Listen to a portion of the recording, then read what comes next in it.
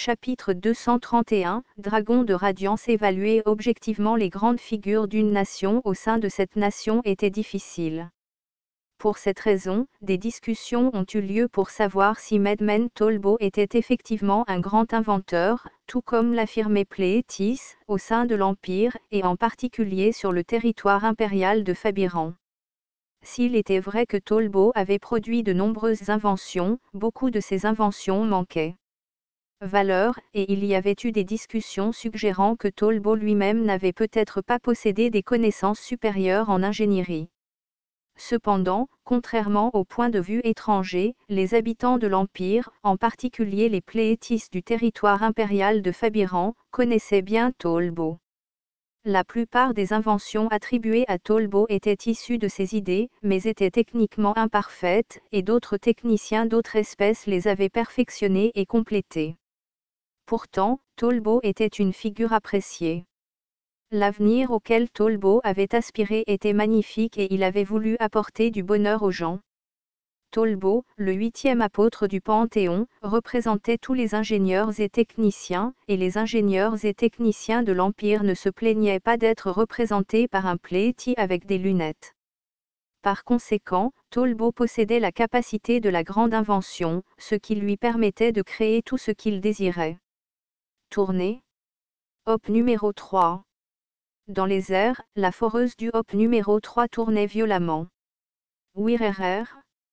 Le hop numéro 3 a plongé sa tête de forage directement dans la partie inférieure du navire de commandement de la 4e flotte du Royaume de l'Union. Face à l'énorme couple qui pourrait transformer même une roche solide en décombres, les dirigeables en bois se transformeraient tout simplement en poussière. 2 tourelles inférieures détruites.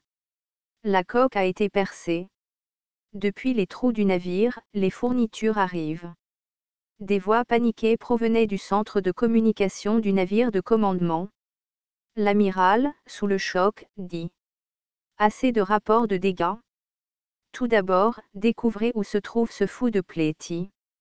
Cependant, contrairement aux attentes de l'amiral, la réponse à leur demande n'est pas venue du centre de communication, mais de l'observateur à côté d'eux. Quelque chose sous le pont. Avant que l'observateur n'ait pu terminer, la foreuse est apparue. La foreuse a déchiré le pont en bois comme si elle le dévorait, et hop numéro 3 s'est révélé, plaçant l'une de ses énormes pattes arrière sur le pont. Un officier d'état-major à côté d'eux a dit: il faut évacuer. Mince. Le centre de commandement a tenté de sortir précipitamment, mais Tolbo, tenant toujours le réflecteur parabolique, a détecté le mouvement du centre de commandement. Sauter. Hop numéro 3. Juste après que Tolbo ait décidé de la direction, il a poussé le levier aussi fort qu'il le pouvait. La puissance puissante des jambes du hop numéro 3 a fait trembler fortement l'énorme dirigeable, d'une capacité de charge de 60 tonnes. Alors que l'ordre donné par Tolbo était un simple saut, hop numéro 3 a fermement piétiné le pont solide et a essentiellement décollé. Une trajectoire rectiligne, sans former de parabole, transperçait brusquement le pont du navire de commandement. À travers les verres de ses lunettes, Tolbo observa l'obscurité alors qu'il brisait le pont, la lumière vive lorsque la foreuse de hop numéro 3 perçait la coque, et la clarté du soleil se déversant au-dessus des nuages dispersés peu après. Puis, au sommet de dans l'arc du saut numéro 3, Tolbo a regardé le vaisseau de commandement. Le navire de commandement en feu tombait clairement. Comme prévu, le robot Hop était la réponse. Bien qu'il existait diverses méthodes pour contrer les dirigeables, Tolbo pensait que le simple fait de retirer l'hélium de la coque du dirigeable les vaincre facilement. Il a donc modifié le robot Hop, initialement conçu pour l'excavation, en réduisant son poids et en améliorant considérablement sa capacité de saut. Très bien, alors, une pensée a alors frappé Tolbo. 1. Le houblon numéro 3 était en plein milieu de l'air. Après avoir dépassé son apogée, le hop numéro 3 a commencé à descendre lentement, puis à accélérer. Ah! Tolbo a crié alors que lui et hop numéro 3 s'effondraient. Cependant, ils ne sont pas tombés longtemps.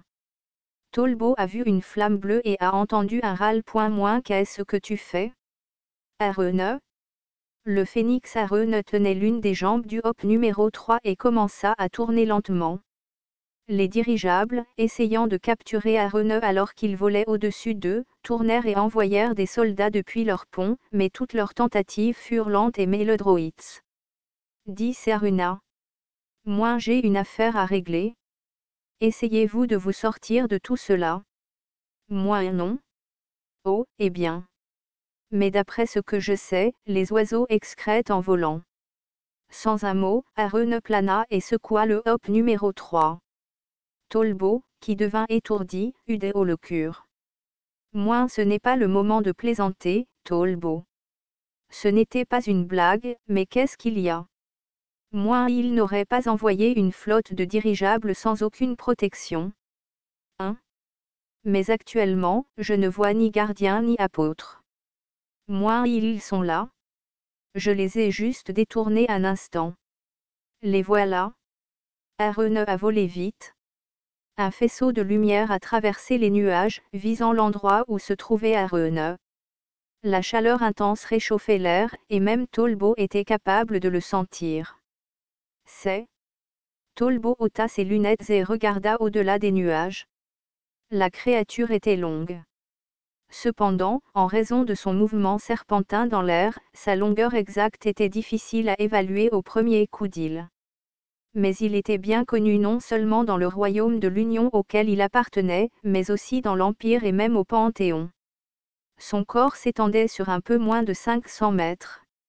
À première vue, cela ressemblait à un serpent. Cependant, légèrement en dessous de sa tête se trouvaient des pattes avant et au milieu de son corps se trouvait une paire de pattes postérieures. Sa queue était incroyablement longue, représentant environ la moitié de sa longueur totale.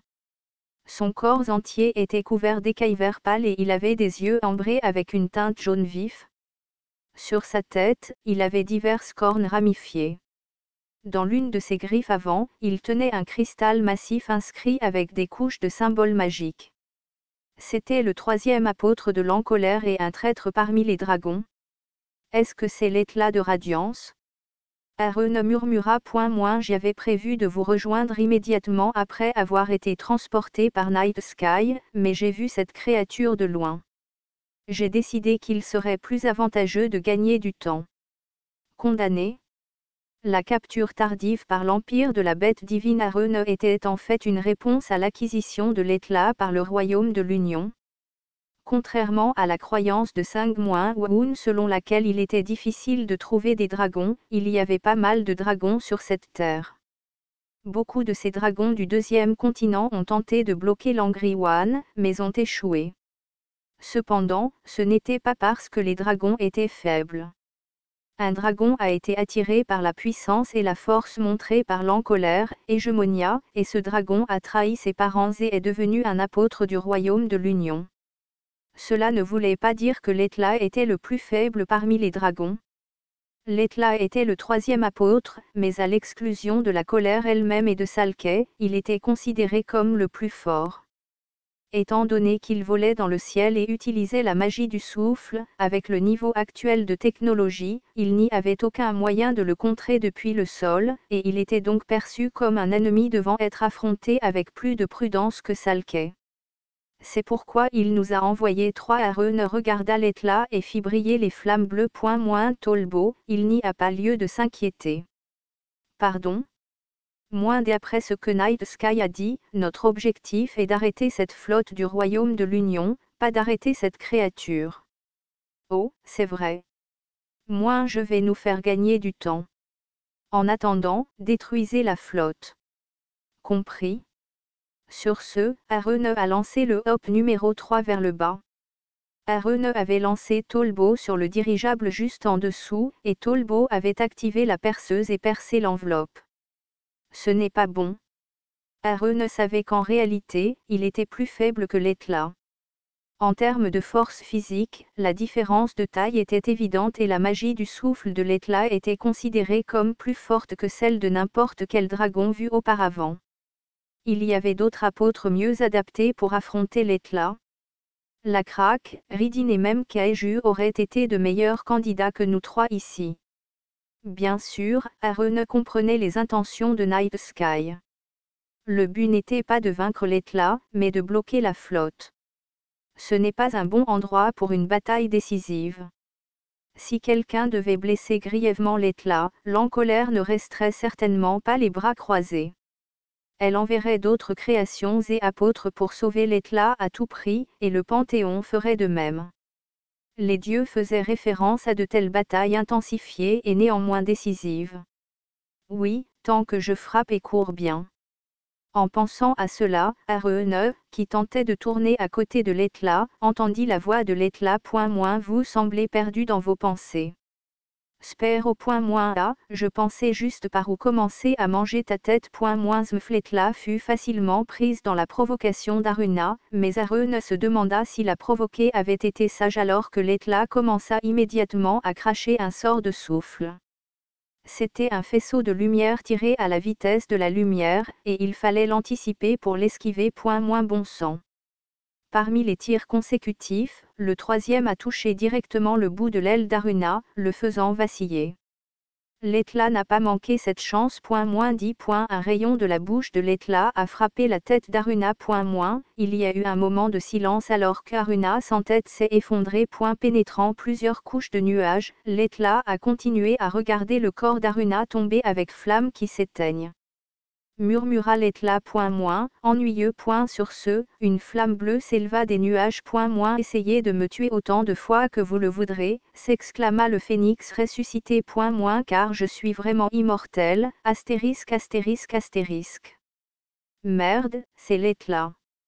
Depuis le pont, mis en désordre par Tolbo déchirant toutes sortes de pièces de machines, le sixième apôtre du Panthéon, Aubin Mabru, a observé la bataille entre l'Etla et Arun à travers un télescope.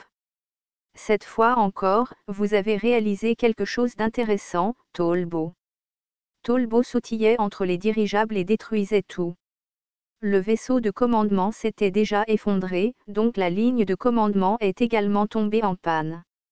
Ce n'est que maintenant que les dirigeables élargissaient leur distance, mais cela ne suffisait pas. Comme plus important encore, leur rôle est probablement d'escorter les navires de transport. Les navires de transport s'éloignaient considérablement pour que le Hop numéro 3 ne puisse pas les atteindre, considérant qu'il semble désormais difficile pour le robot de Tolbo de les atteindre avec ses bons. Et Arun semble préoccupé par le combat contre l'Etla. Je devrais m'en occuper. Aubin observa le pont. Même s'il ne restait presque rien pour contrôler le dirigeable, paradoxalement, cela a permis à Aubin de trouver plus facilement ce qu'il cherchait. Même si piloter le dirigeable n'est pas possible, il doit y avoir un moyen sur le pont pour contrôler les anguilles célestes qui tirent le dirigeable. Navire. Aubin savait que des créations comme les Sky Hills, que les dieux produisaient en masse, avaient peu d'intelligence pour pouvoir les fabriquer facilement. Lorsqu'Aubin tira un levier du sol, ils remarquèrent que la corde attachée à la Sky Hill tournait brusquement. À gauche. Ah, c'est comme des rênes pour un cheval. Même si c'était la première fois qu'Aubin faisait cela, en raison de son habileté dans n'importe quelle situation, Aubin s'est adapté rapidement. Après avoir aligné la direction, Aubin porta le sac militaire polyvalent sur son dos et se dirigea vers le pont à moitié démoli. Je vais te faire un bon cadeau. Le héros de guerre de l'Empire, connu comme le plus méchant du royaume de l'Union, a commencé à recréer les exploits qui les ont rendus tristement célèbres. Au même moment, sur le pont du navire de transport ciblé, ils ont également vu Aubin. Il y a un dirigeable occupé qui approche du front, l'identification n'a pas encore été confirmée. Alors Tolbo et Arun sont-ils les seuls apôtres ennemis? Non, il y a quelqu'un d'autre. OMS? Un passager confirmé. Le guetteur a crié. C'est le cheval bombardier, Aubin.